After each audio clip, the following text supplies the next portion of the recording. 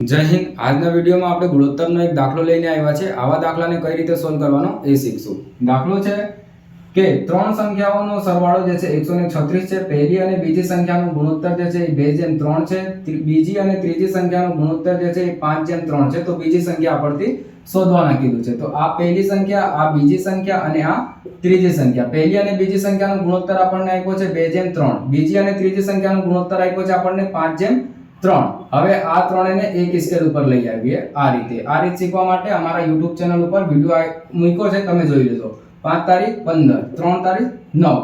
હવે 10, 15, 25, 25 અને 9 34। 34 ની વેલ્યુ કેટલી આપણી છે 136 આપી છે। તો 34 ના ટેબલમાં 136 કેટલા વારમાં આવશે? 4 વારમાં આવશે। 4 તારીખ 12, 120 અને 4 ચોક 16 એટલે કે 136। હવે આપણથી બીજી સંખ્યા પૂછે છે અને 4 થી ગુણ કે 15 ચોક ને 60। આ આપણો આન્સર આવી ગયો। બીજી સંખ્યા શું હશે? 60। તો આ રીતે મજેદાર ટ્રીકથી ક્વેશ્ચનોને સોલ્વ કરવા માટે અમારી ચેનલ સાથે જોડાયેલા રહો। આભાર।